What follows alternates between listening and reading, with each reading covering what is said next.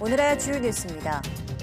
어제 하루 코로나19 신규 확진 환자가 280명이 추가돼 누적 환자가 17,945명으로 늘었습니다. 교회발 집단 감염이 전국으로 확산하면서 지역 발생이 264명, 해외 유입은 16명입니다.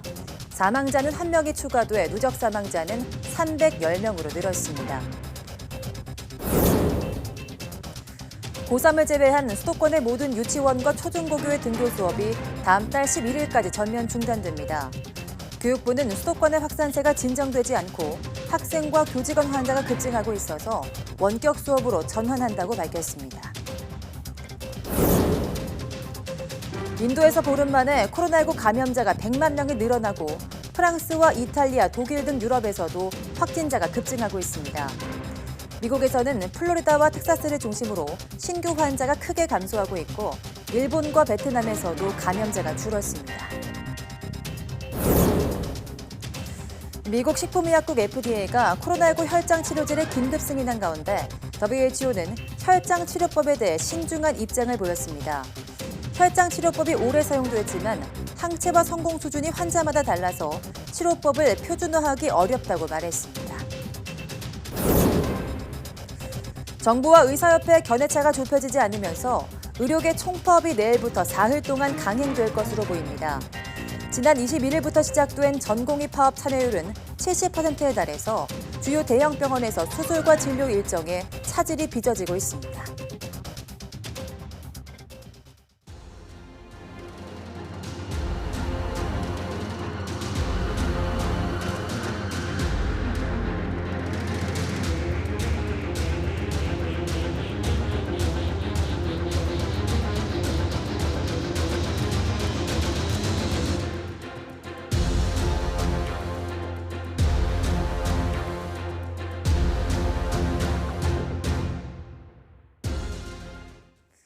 여러분 안녕하십니까? 8월 25일 사이언스 투데이입니다. 어제에 이어 오늘도 하루 200명대 코로나19 신규 환자가 나왔습니다.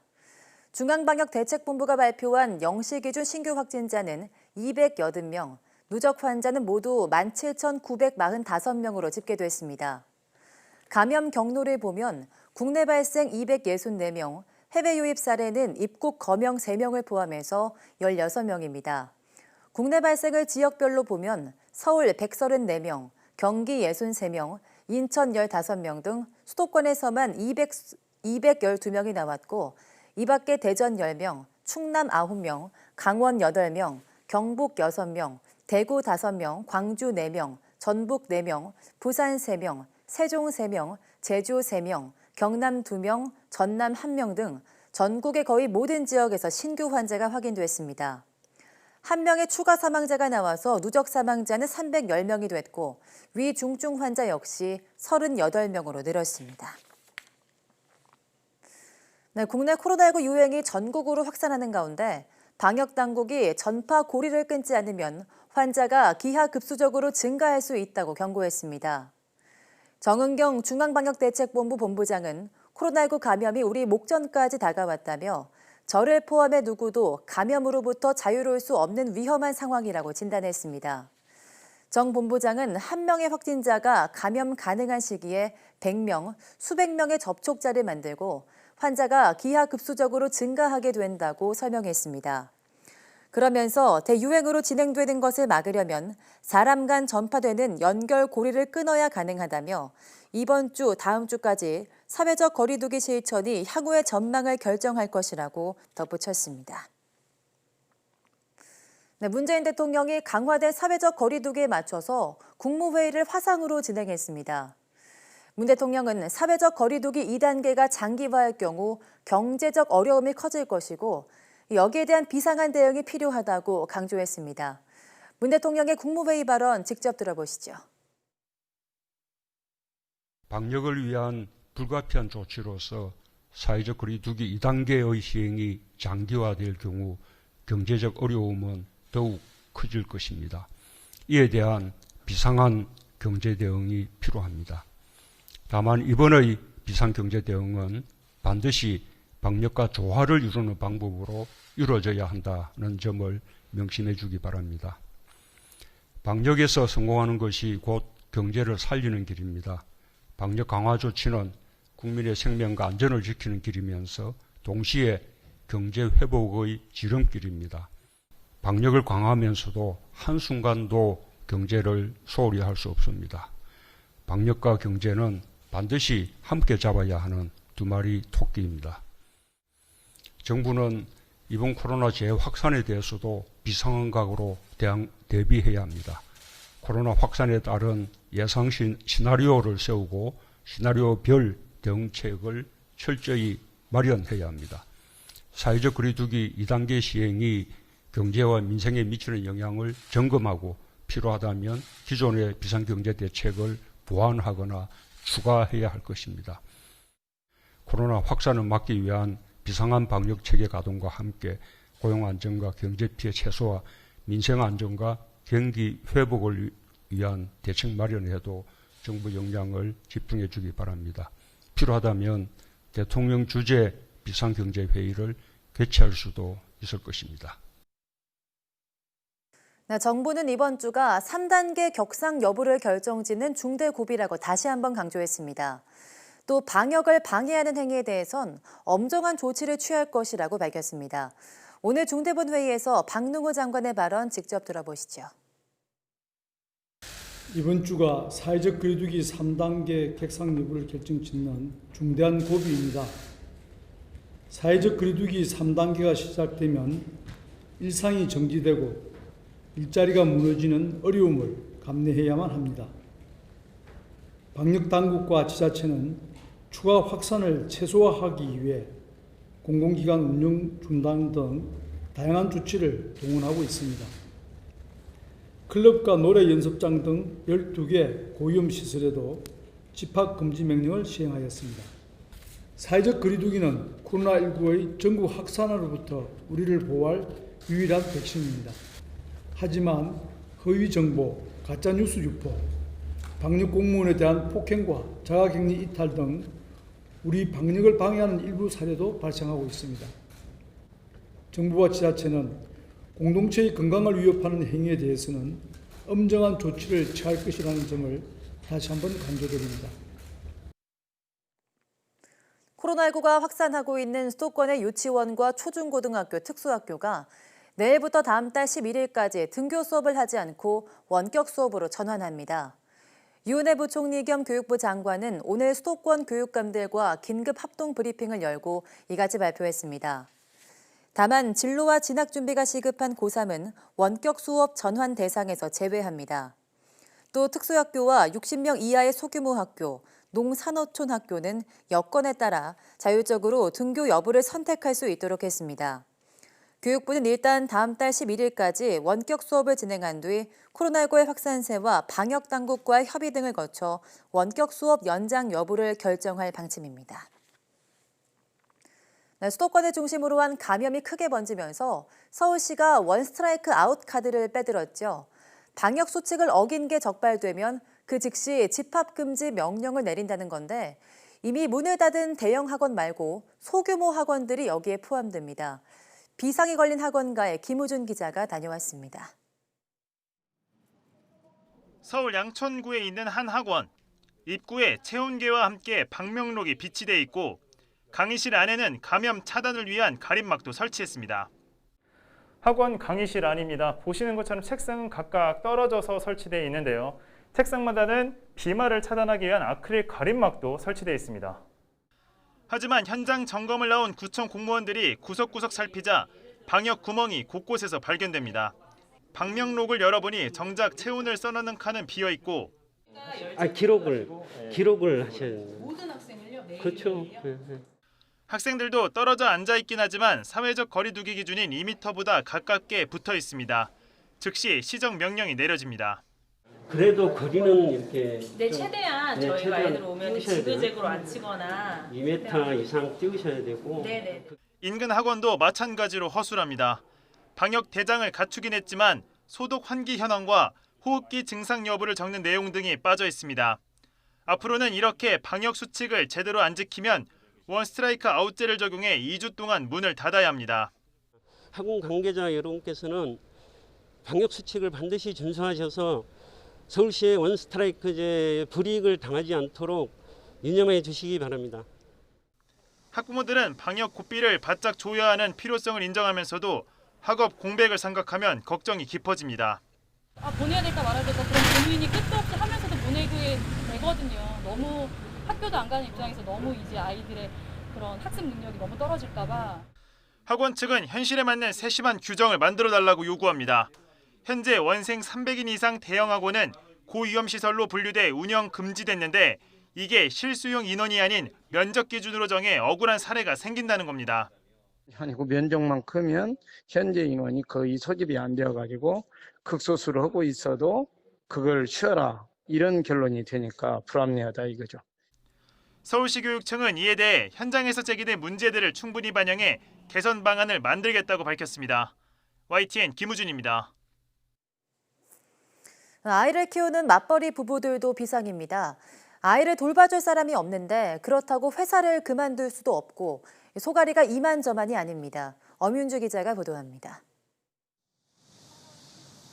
초등학생 아들을 둔 김희경 씨는 점심때마다 집에 있는 아이가 밥은 챙겨 먹었는지 전화하는 게 일상입니다. 바쁜 회사 일 속에 틈날 때마다 전화하지만 언제나 미안한 마음뿐입니다. 밥 먹었어? 네, 뭐 먹었어? 그냥 밥이랑 김만 먹었어요. 안 무서워? 네. 2주 여름방학이 끝나고 이제는 학교에 제대로 가나 싶었는데 더 심하게 번지기 시작한 코로나19. 결국 2학기도 비대면 수업으로 전환됐고 10살짜리 아이 혼자 종일 집에 있게 된 겁니다. 일단 식사 못 챙겨주는 거, 그리고 아이가 제가 혼자 있으니까 많이 무서움을 많이 타거든요. 눈물 나죠. 다 그렇긴 한데 눈물도 나고. 유치원생 자녀를 둔 워킹맘 박정욱 씨는 불안에 떨며 아이를 유치원에 보냅니다. 유치원에 안 보내자니 돌봐줄 사람이 없고 그렇다고 회사를 그만둘 수도 없습니다. 봐줄 사람도 없고 하다 보니까 그래서 어쩔 수 없이 보내게 되는 것 같아요. 상황상 그렇게 할 수가 없는 상황이고 한 푼이라도 벌어야 되는 입장으로서 최근 아이를 대신 돌보던 조부모나 보육시설 교사에게서 감염되는 경우도 잇따르면서 맞벌이 학부모들 걱정은 더 커졌습니다. 1, 2학년들을 대상으로만 돌봄 교실을 운영해 3학년 이상은 긴급 돌봄조차 보낼 수 없는 학교도 적지 않습니다. 3학년부터 6학년까지는 일제 계산이 없어요. 3학년 이상은 그래도 어느 정도 개인학습이라든가 가정에서 가정학습이 어느 정도 가능할 거라고 생각하고 1, 2학년만 안내를 잡긴 했죠. 언제 끝날지 모르는 코로나19 사태 속에 보육대란의 끝도 보이지 않는 현실입니다. YTN 엄윤주입니다. 수도권을 중심으로 급증하는 코로나19 감염에 서울시도 마스크 착용을 의무화했습니다. 시행 첫날인 어제 대부분 마스크를 쓰는 모습이었지만 명확한 기준이 갖춰지지 않아 혼란을 겪는 모습도 보였습니다. 보도에 홍민기 기자입니다. 서울에서도 실내 야외 모두 마스크 착용이 의무화된 첫날. 점심시간, 거리로 쏟아져 나와 분주하게 발걸음을 옮기는 직장인들 가운데 마스크를 쓰지 않은 사람은 찾기 힘듭니다. 보시는 것처럼 거리에서는 거의 모든 시민이 마스크를 착용했습니다. 외출할 때는 반드시 마스크를 써야 한다는 인식이 생활 속에 자리 잡은 겁니다. 당연한 거고요. 지금 하는 폰이 저도 낫다라고 생각해서. 이번엔 커피 전문점으로 가봤습니다. 마스크를 쓰지 않은 채 마주 앉아 대화를 나누는 게 눈에 띕니다. 거리에 있는 흡연구역은 더 문제입니다. 마스크를 손목에 걸고서 3-3-5 모여 담배를 피웁니다. 혹시 알고 계셨어요? 저 뉴스 잘 알아요. 혼란도 있습니다. 불가피한 상황을 제외한 경우 마스크를 벗을 수 있다는 게 서울시가 안내한 지침인데 음식점에선 언제 마스크를 벗고 써야 할지 애매하기 때문입니다. 방금 전에 식사를 하고 왔는데 마스크를 식당에 들어가자마자 벗어야 되는지 혹은 음식이 나왔을 때 벗어야 되는지 매뉴얼이 없어가지고 좀 고민이 되었습니다. 식당 주인도 난처합니다. 식사하기 전에 이렇게 벗을 때는 지금은 써달라고 이렇게 말씀드리기 좀 기분 좋게 이제 식사는 하셔야 되는데 사실 기분이 상할 수도 있는 부분이고. 서울시는 홍보와 적응 기간을 거쳐 오는 10월부터는 현장에서 적발하는 즉시 10만 원 이하 과태료를 물린다는 계획입니다. 사회적 거리두기 3단계로 가는 최악의 경우를 막기 위해 특단의 조치라는 설명인데 다만 세부적인 기준은 명확히 할 필요가 있어 보입니다. YTN 홍민기입니다. 코로나19 감염이 확산하면서 기업 절반 이상은 직원들에게 사내에서 마스크를 의무적으로 쓰게 하는 것으로 나타났습니다. 인크루트는 기업 300여 곳의 방역 대책을 조사한 결과 전체 58%가 마스크 착용 의무화를 실시하고 있었다고 밝혔습니다. 또 29%는 마스크 착용을 권고하고 있었고 권고나 의무화를 하지 않은 곳도 12%로 집계됐습니다. 다른 방역 대책으로는 회식과 단체 활동을 최소화하거나 금지한다는 답변이 가장 많았고 회의 최소화, 비대면 업무 보고가 뒤를 이었습니다. 네, 의대 정원 확대 등 4대 의료 정책을 놓고 갈등을 빚는 정부와 의료계가 대화의 물꼬는 텄지만 견해차를 좁히지 못하고 있습니다. 26일 총파업은 강행될 예정인데요. 다만 전공의 일부 인력이 코로나19 진료 업무에 복귀하기로 하고 의협도 정부와 실무 차원의 대화는 재개한다는 방침이어서 막판 타결 가능성도 열려 있습니다. 김정회 기자입니다. 코로나19의 전국적 확산 속에 시작된 의료계 파업. 그로 인한 의료 공백을 막기 위해 열린 자리. 전날 전공의에 이어 이번엔 의사협회와 정부가 만났습니다.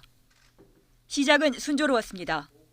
전공의와 총리 간 만남에서 전공의들은 파업 철회나 전면 현장 복귀는 아니지만 코로나19 대응을 위한 진료에 적극적으로 참여하기로 하고 정부와 진정성 있는 대화에 착수한다는 진전된 결과가 나왔기 때문입니다.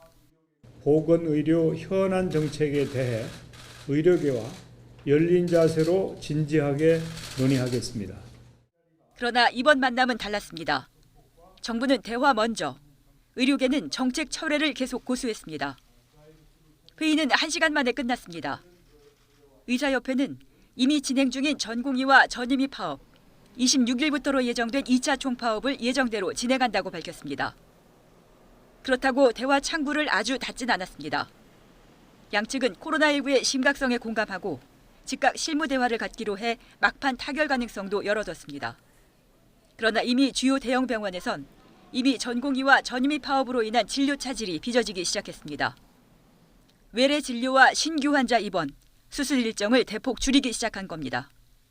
병원에 따라 수술 건수는 평소의 3분의 1이나 줄이는 중인데 시간이 갈수록 수술 건수 축소, 진료와 입원 제한은 늘어날 전망입니다. 더구나 전공의와 전임의의 파업은 무기한을 예고해 정부와 의료계의 합의가 시급합니다. YTN 김정혜입니다.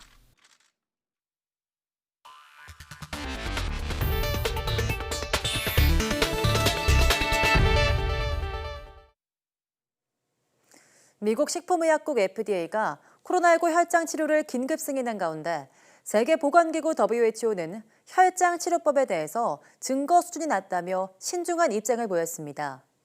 수미아 스와미나탄 WHO 최고과학자는 브리핑에서 회복기 환자의 혈장을 이용한 치료법이 그동안 수많은 전염병을 치료하기 위해 사용됐지만 성공 수준은 달랐다고 밝혔습니다.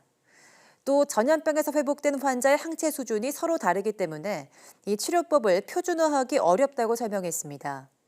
특히 코로나19와 관련해서 혈장 치료법의 효과를 관찰하는 임상시험이 전 세계적으로 진행되고는 있지만 현재까지 중간 결과를 발표한 연구는 많지 않은 데다 증거 수준도 낮다고 지적했습니다. 네, 앤서니 파우치 미국 국립알레르기 전염병 연구소장은 안전성 검증 없이 코로나19 백신을 긴급 승인해선 안 된다는 입장을 밝혔습니다. 파우치 소장은 현지 시간 24일 로이터 통신과의 전화 인터뷰에서 효능을 확인하기 전에 백신 긴급 사용을 승인하는 것을 보기 원하지 않는다고 말했습니다. 파우치 소장은 또 백신의 안전성과 효능을 완전히 증명하는데 어떤 것도 개입하지 않기를 희망한다고 덧붙였습니다. 파우치 소장의 발언은 도널드 트럼프 행정부가 이르면 9월 말 코로나19 백신의 긴급 사용을 승인할 수 있다는 뉴욕타임스의 보도에 관한 겁니다. 코로나19로 홍역을 앓고 있는 지구촌의 희비가 엇갈리고 있습니다. 인도와 유럽은 코로나19 확산세가 더욱 거세지고 있는 반면 미국과 일본, 홍콩, 베트남은 상황이 호전되고 있습니다. 보도에 김영근 기자입니다. 코로나19가 가장 폭발적으로 늘고 있는 곳은 인도입니다. 불과 보름 만에 확진자가 100만 명 늘었습니다. 현재 추세라면 다음 달 말쯤 브라질을 제치고 세계 2위 감염 대국이 될 것으로 보입니다. Such an easy spread disease and with such a crowded country, it's so difficult to stop it. It's so difficult to control it. 유럽도 사실상 제2파동이 시작됐습니다. 프랑스는 하루 신규 확진자가 5천 명 가까이 쏟아졌습니다. 4월 중순 이후 가장 심각한 상황입니다. 이탈리아와 독일도 신규 확진자 수가 봉쇄를 푼 이후 가장 높은 수치로 치솟았습니다. Wir müssen auch weiterhin unsere Kontakte einschränken. Abstand halten, Masken tragen. Anders wird es nicht gehen und wir drohen die Kontrolle zu verlieren. 반면 미국은 증가세가 크게 줄며 상황이 개선되고 있습니다. 신규 확진자가 2달 만에 가장 낮은 수준으로 떨어졌습니다. 특히 플로리다의 경우 최근 일주일 평균 신규 확진자가 2주 전보다 40% 줄었습니다. 텍사스도 22% 감소했습니다. 미 보건당국은 사망자가 여전히 많지만 이 추세도 곧 꺾일 것으로 전망했습니다. Literally, you saw, about 2 to 4 weeks later, you really see that we can get control of this pandemic. 브라질도 들쭉날쭉하지만 전반적으로 확산세가 꺾이고 있습니다. 2차 확산으로 비상이 걸렸던 일본과 홍콩, 베트남도 신규 확진자 수가 크게 줄었습니다. WHO는 피해가 컸던 지역의 상황이 나아지고 있지만 다른 곳에서 빠른 속도로 확산하고 있기 때문에 전체적인 감염자 증가 속도는 줄지 않고 있다고 밝혔습니다. YTN 김영근입니다. 코로나19에 감염되면 발열이나 기침, 심지어는 미각 상실까지 다양한 증상이 나타납니다. 지금까지 보고된 증상만 해도 10가지가 넘는데요. 미국 연구팀이 분석해봤더니 증상이 나타나는 데는 순서가 있었습니다. 보도에 이혜리 기자입니다. 코로나19에 걸리면 무증상에서부터 발열과 오한, 기침 등 다양한 증상이 나타납니다. 환자 수가 급격하게 늘어나면서 구토나 설사, 미각 또는 후각 상실 등 예상하지 못한 증상까지 추가됐습니다. 미국 국립전염병연구소에서조차 코로나19처럼 광범위한 증상을 일으키는 바이러스를 본 적이 없다는 분석을 내놓을 정도입니다. 코로나19의 증상이 굉장히 다양하고 비특이적입니다. 이게 저희가 코로나를 관리하는데 또 하나의 어려움입니다. 그런데 코로나19 바이러스의 증상에는 일종의 규칙이 있다는 연구 결과가 나왔습니다. 미국의 한 연구팀이 세계보건기구에 등록된 중국 환자 5만여 명을 분석했더니 코로나19에 감염되면 가장 먼저 발열이 나타났습니다. 이어 기침과 근육통, 구토, 설사로 증상이 이어졌습니다. 일반적인 인플루엔자가 기침에서 시작해 고열로 이어지는 것과는 반대입니다. 또 구토보다는 설사가 먼저 나타나는 메르스나 사스와도 다른 양상입니다. 미각이나 후각의 기능을 상실한다든가 아니면 특이한 증상을 안 보이면서 증식을 하는 이런 특징들이 가장 대표적으로 차이가 있다 이렇게 보고 있습니다. 임상 증상 면에서도 같은 코로나 바이러스의 차이가 있고 다른 호흡기 증상하고도 차이가 있다 이렇게 보고 있습니다.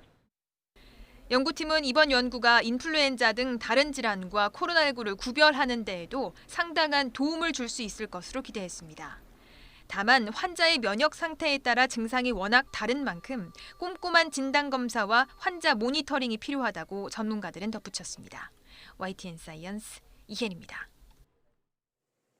미국과 중국이 남중국해 문제로 갈등을 빚고 있는 가운데 중국 정부는 코로나19 백신을 개발하면 베트남과 태국 등 주변 국가들에 우선 제공하겠다고 밝혔습니다. 신화통신 인터넷파는 리커창 총리가 메콩강 유역 국가들과 협력회의에서 중국 주도의 공중보건 전문 기금을 만들어서 해당 지역 국가들에 방역 물자와 기술을 지원할 것이라면서 이같이 밝혔다고 보도했습니다. 신화통신은 특히 리커창 총리가 중국이 코로나19 백신 개발을 완성해 사용하게 되면 메콩강 유역 국가들에 우선적으로 제공할 것이라고 약속했다고 전했습니다.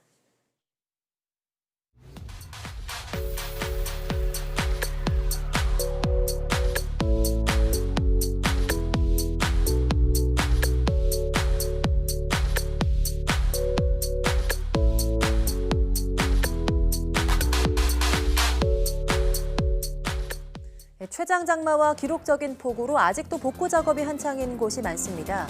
그런데 8호 태풍 바비까지 북상하면서 이재민들의 걱정은 더 커지고 있는데요. 오늘 오후 사이언스 투데이 날씨학 개론에서는 이상기후의 원인이 되고 있는 지구온난화에 대한 이야기 준비했습니다. 많은 시청 바랍니다. 함께해 주신 여러분 고맙습니다.